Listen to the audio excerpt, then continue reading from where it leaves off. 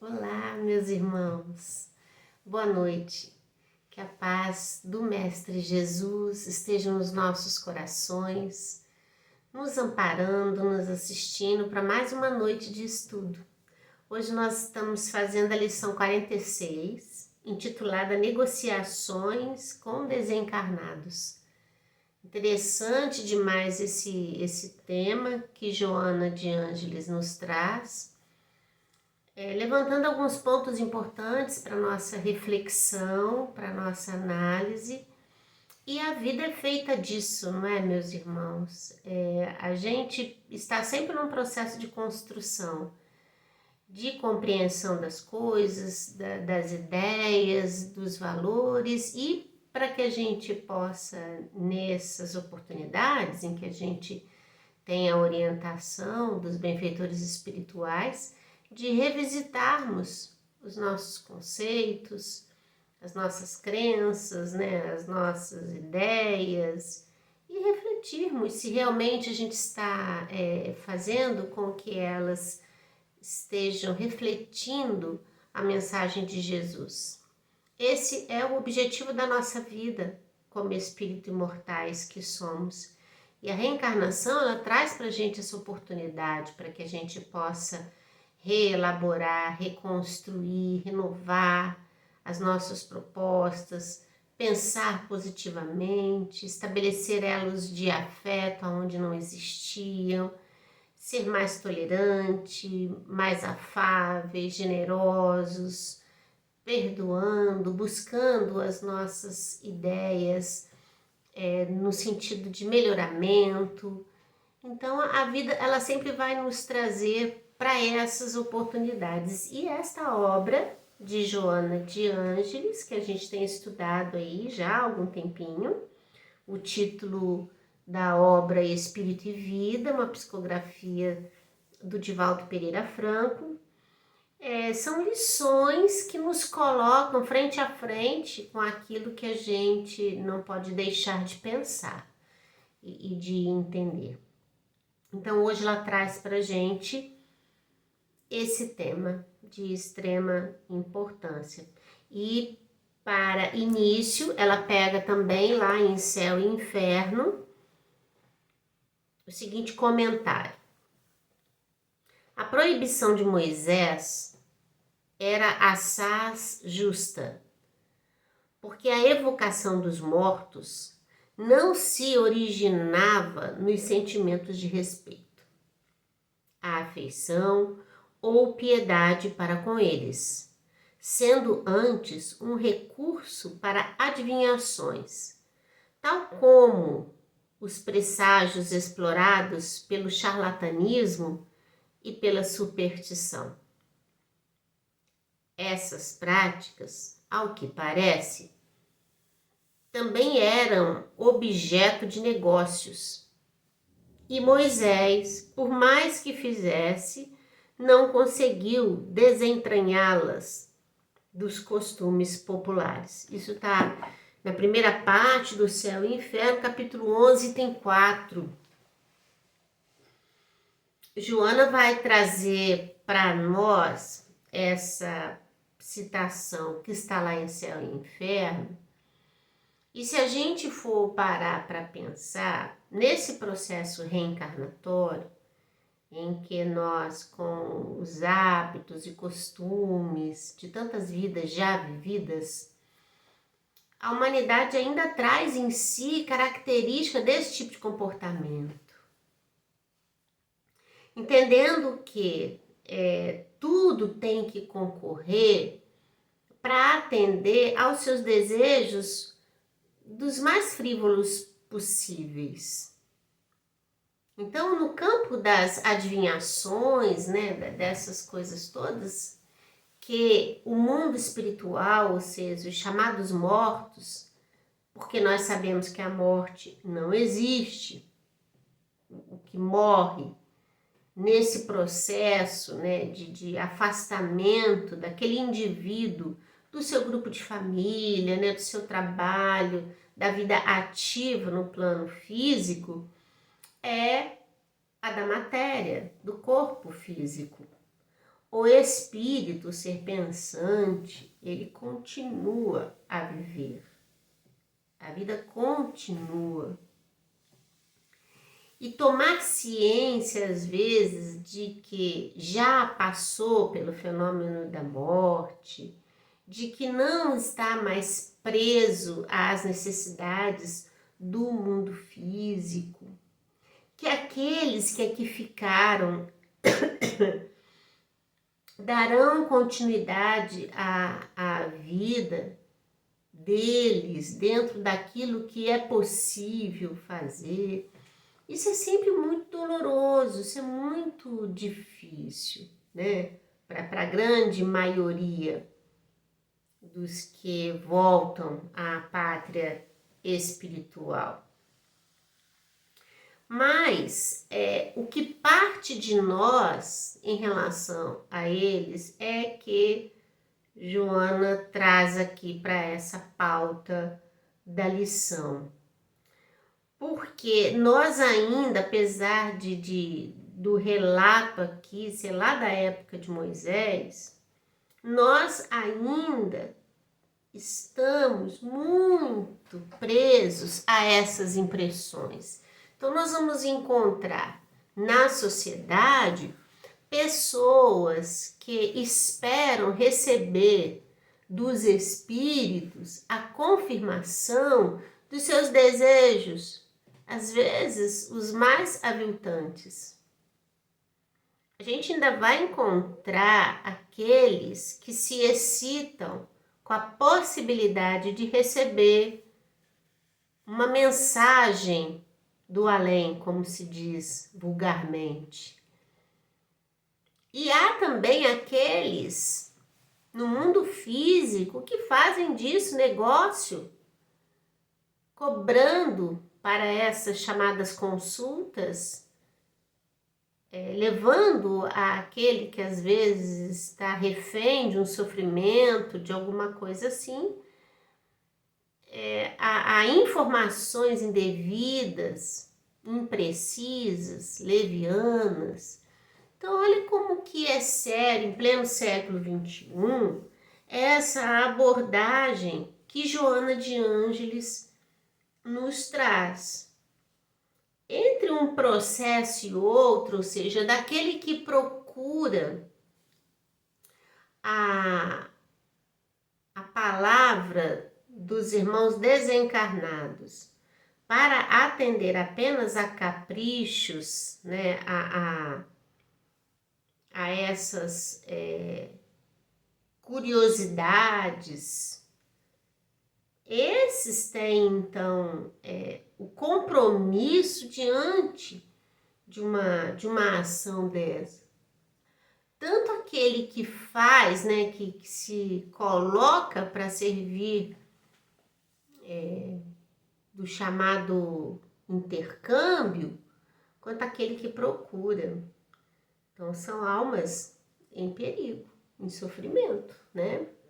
Aguardando aí para o futuro, não muito distante, a colheita da leviandade, da irresponsabilidade diante de algo tão sério. Vale ressaltar, meus irmãos, que quando do advento do Espiritismo, os benfeitores espirituais, sob o comando de Jesus, instalam uma verdadeira invasão dos espíritos em todos os cantos da terra. Porque a comunicabilidade dos espíritos, que é um dos princípios básicos da doutrina espírita, essa comunicabilidade já existia de todo sempre, porque é uma coisa natural. A morte não existe, os espíritos continuam a viver e essa inter-relação do mundo espiritual com o mundo físico é fato. Então, às vezes, sobre outras interpretações, sobre outras conotações, essa presença dos chamados mortos na vida física existiu de todo sempre.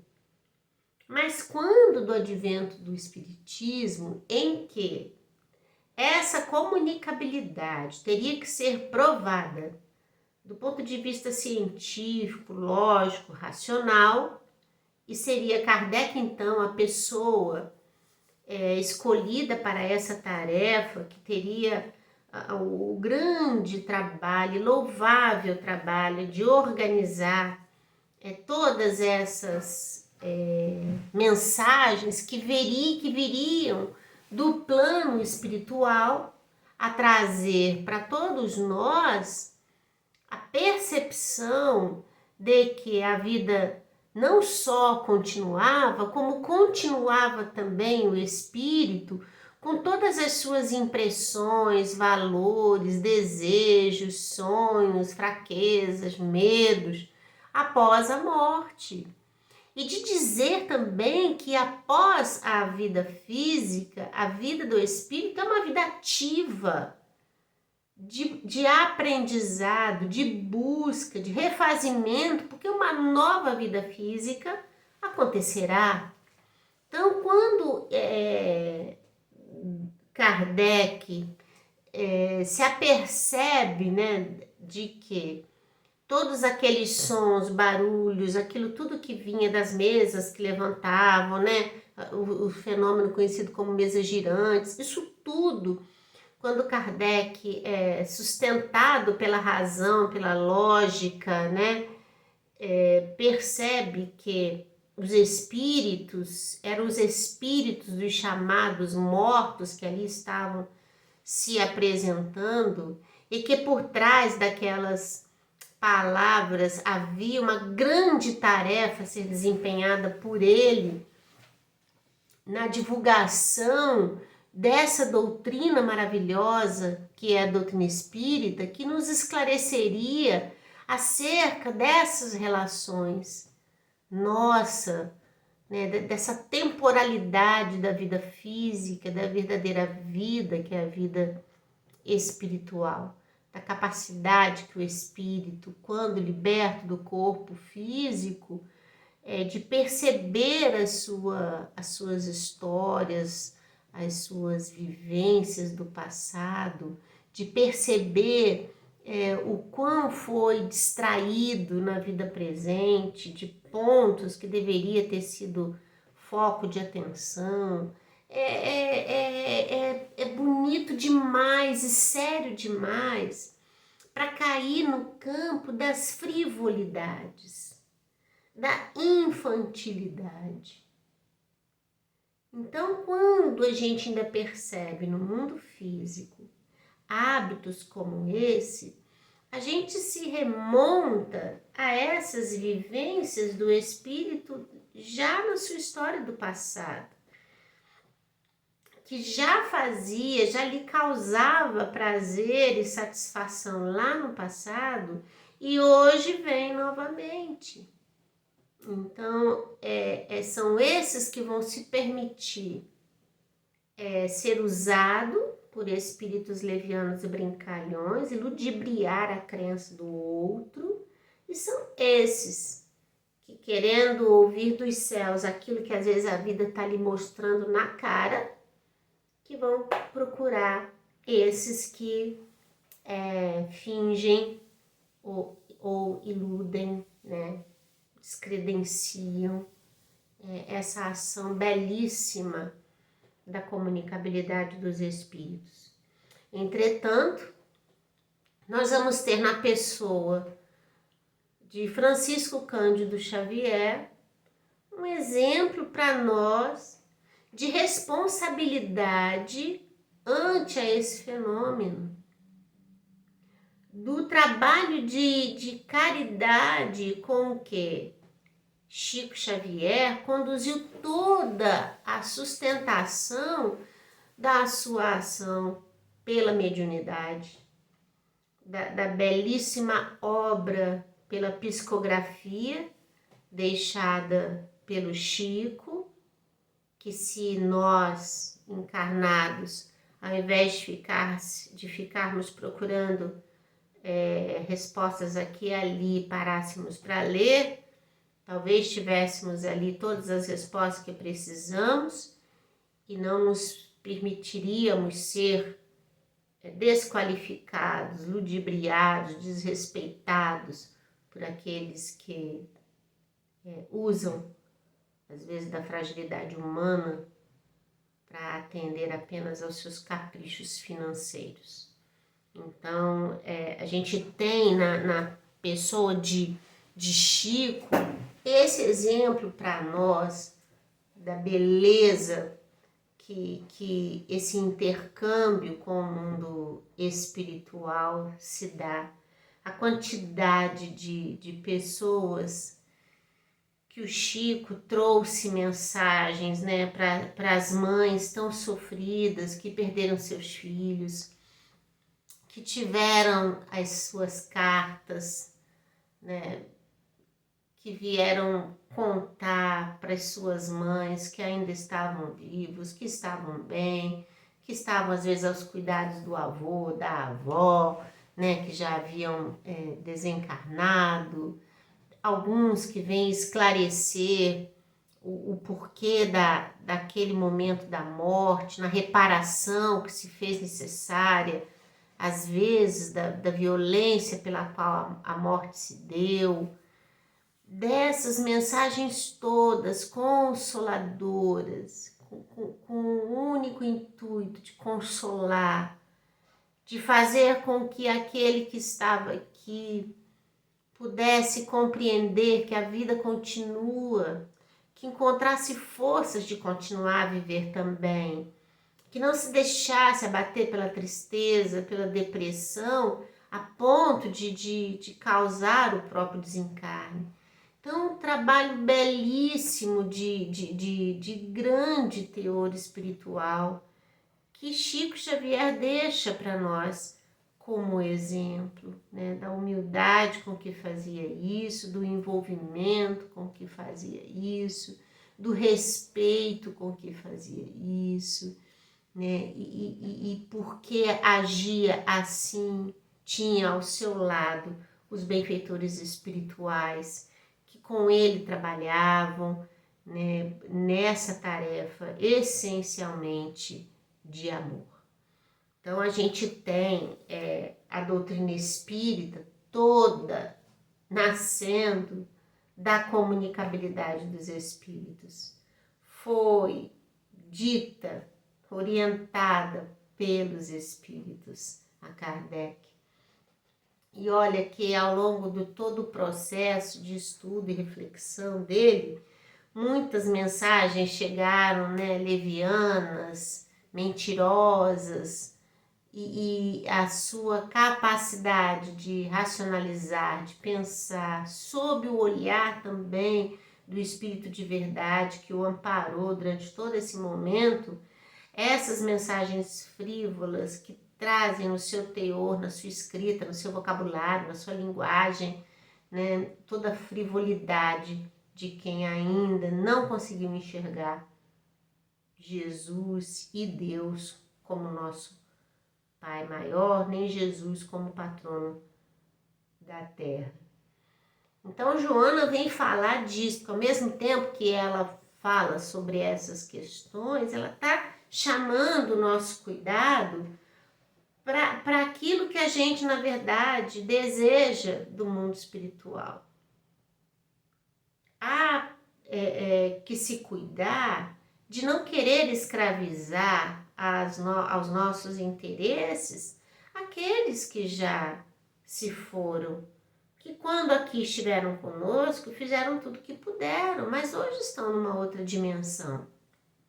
E a vida, para nós que ainda estamos aqui na Terra, também continua. Então a gente precisa também se libertar disso e deixar que eles sigam em paz. Cuidar da nossa curiosidade, de querer saber, de querer ficar criando, às vezes, ideias sobre isso, sobre aquilo, e a mente humana, às vezes motivada pela nossa própria imperfeições, acaba por se perder em certas considerações que não nos auxiliam em nada, não nos ajudam em nada. Então, é um estado de oração e vigilância ante a isso, né? E se um dia nós precisarmos ouvir diretamente do plano espiritual alguma coisa em nosso benefício, a espiritualidade fará com que chegue até nós. Isso praticamente acontece quase que todo dia, né? Quando no processo de emancipação da alma, durante os nossos sonhos, né? Enquanto o corpo repousa, a gente está no contato com esse mundo espiritual. Então, se algum parente, alguma pessoa que nos foi cara, precisar falar conosco, se a espiritualidade permitir, se for do nosso merecimento, enfim, né? Nós somos crianças ainda, precisando desse consentimento do mundo espiritual para que as coisas aconteçam. Então, se for possível, eis que aí é uma grande oportunidade, né? E se for necessário, assim se dará. Joana continua, então, dizendo assim, ó, desde a mais remota antiguidade, as sombras dos mortos eram convocadas ao comércio com os homens em nefandas, né, em abomináveis, uma coisa reprovável, né, mancomunações, alongando e mantendo no além os vínculos com as paixões turbulentas e mesquinhas que caracterizavam, com resultados quase sempre decepcionantes. Porque se o interesse dessa comunicação ele não é um interesse nobre, meus irmãos, quem que a gente vai trazer para nos responder se falta nobreza das nossas intenções? Espíritos também que compactuam com isso. Em todos os povos, as oferendas aos desencarnados eram feitas através de evocações selvagens, nas quais se pretendia esse intercâmbio, que fosse rendoso e imediato. Tais práticas, apesar de degradantes, alongaram-se durante séculos e ainda hoje não são poucos aqueles que supõem encontrar nas modernas sessões mediúnicas do espiritismo cristão as possibilidades de negociar com os desencarnados em propostas ridículas, vazadas nos mais eloquentes despropósitos. Médiuns há que sintonizam com o espírito de todo quilate. Espíritos há que se comprazem em intercâmbio com médiuns possuidores do mais desprezível sentimento. O mundo espiritual é residência fixa dos viajantes do mundo corporal. Cá e lá, as condições de vida se assemelham. As circunstâncias morais têm as mesmas nuances. Não há por que estranhar em todo lugar as informações apaixonadas deste ou daquele negocista das especiarias mediúnicas, relatando descobertas valiosas, doando possibilidades de vida fácil sem esforço, deslumbrados pelo que os espíritos dizem e se propõem a fazer. Os desencarnados, embora considerados mortos, vivem. E mesmo os menos esclarecidos podem informar, esclarecer, falar do passado, pensar, homens que foram, espíritos que são, com preferências, com aspirações. Quando a gente está fora do corpo físico, essa percepção nossa, né, das nossas vidas passadas, né, dessas coisas todas, é muito presente para todos nós. Mas olha o que diz aqui. Então ela está falando aqui do fenômeno, que isso realmente acontece, isso não tem nada de extraordinário, né? Havia-se ainda aquelas colocações assim, fulano é um médium forte, né? Ah, porque sabe isso, que fala, que viu, que não sei o que alguém falou, que sabe essas coisas. E isso vem de encontro muito com crendices, com essa coisa assustadora que as pessoas têm da morte, essa excitação que isso causa, sabe? É um negócio doentio, ao mesmo tempo que a pessoa teme, a pessoa fica excitada em vislumbrar aquilo, em saber aquilo. Você haja vista, por exemplo, que os filmes de terror são dos mais assistidos por adolescentes, né? Por pessoas que gostam de ver esses fenômenos, essas coisas, da cadeira que pula, da coisa que voa, do barulho, enfim, né? Da pessoa dita possuída, essas coisas todas, né? E se estudássemos o espiritismo, isso cairia no campo da banalidade, né? Tais filmes cairiam no nível do ridículo, daquilo que se é colocado ali, né? Ela continua assim, olha que interessante. Tens, porém, a doutrina espírita para teu consolo e roteiro. Não te mente para agradar, nem te engana para conquistar. É isso. Se há dúvida quanto a esse intercâmbio, se há o desejo de entender melhor esse intercâmbio, se há a vontade de compreender, né, por que fulano morreu e o ciclano ficou, por que parece que um homem de bem morre, um outro homem vil fica, por que crianças morrem, né, por que mães têm que enterrar seus filhos. Por que disso tudo? É o Espiritismo que responde, que esclarece, que orienta, que consola, porque essas coisas todas também são veículo de muita dor, de muito sofrimento, porque nós somos muito imperfeitos ainda. Ninguém vai ficar livre, leve, solto, com coisas que são dolorosas, né? Então, a doutrina espírita também tem esse papel de consolo, mas ela nunca vai mentir para nos agradar. Ela vai sempre dizer a verdade, mas ao mesmo tempo nos esclarecer consolando. Olha, ela continua assim: consola-te e recomenda cuidado com o erro e o crime.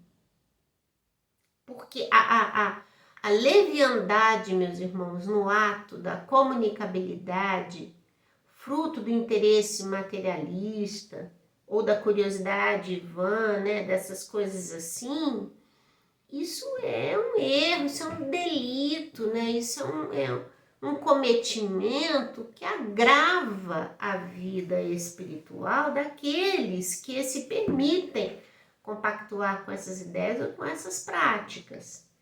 Então, Joana está falando, liberta-te, consola-te, recomenda cuidado com o erro e o crime, guia-te e liberta-te das paixões, que está no campo das paixões, né, dos vícios. Diante do sofrimento, não alude à dor com evasivas, utilizando o desculpismo de tão bom paladar para os espertos, sagazes, astutos, né? Mas te fala dos erros de ontem que hoje resgatas.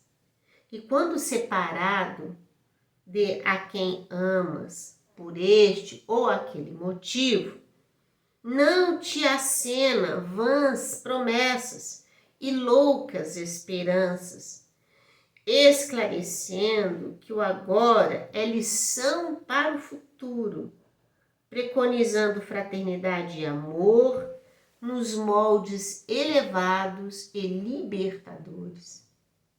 Toda dor, meus irmãos, toda luta, toda dificuldade que a gente passa tem uma mensagem direta ao nosso coração, de refazimento, de reconstrução. Ela continua: não te enganes e não enganes a ninguém. O Espiritismo é como a luz. Não enseja em equívocos. Prometido por Jesus e por ele próprio denominado Consolador, o Espiritismo ajuda o espírito a ascender, embora seja através da cruz de provações que outra não foi, senão aquela mesma que o Mestre conduziu ao Calvário e na qual ensinou libertação e felicidade perene à humanidade. Milênios afora, em sublime negociação, apenas de amor, de incontável amor, sem fim. Olha que linda essa mensagem de Joana de Ângeles, na reflexão que ela nos traz, o cuidado que a gente tem que ter com os nossos interesses, naquilo que a gente insiste em ter do mundo espiritual. Que tenhamos a certeza de que tanto nós de cá, né, no mundo físico, quanto eles de lá, no mundo espiritual, estando em dimensões diferentes, todos nós somos filhos de Deus, estamos num processo de descoberta de nós próprios, desse germe do bem que há dentro de todos nós, pela herança divina que é nossa, e que a vida de espíritos imortais que somos nos convida às reflexões profundas, às análises profundas de melhoramento e de crescimento espiritual. Que Jesus nos abençoe, que possamos levar junto de nós o coração a mensagem da noite e refletirmos sobre tudo aquilo que nós fazemos. Pensar por onde andamos, o que buscamos, o que desejamos. Porque se a gente busca, a gente encontra. Então sejamos vigilantes para não nos colocarmos no emaranhado de dúvidas, de incertezas que gerem no nosso coração fracasso e falta de lucidez. Muita paz para todos vocês. Semana que vem nós estaremos aqui novamente, se Deus quiser. Eu desejo para vocês muita luz, muita esperança, muita alegria.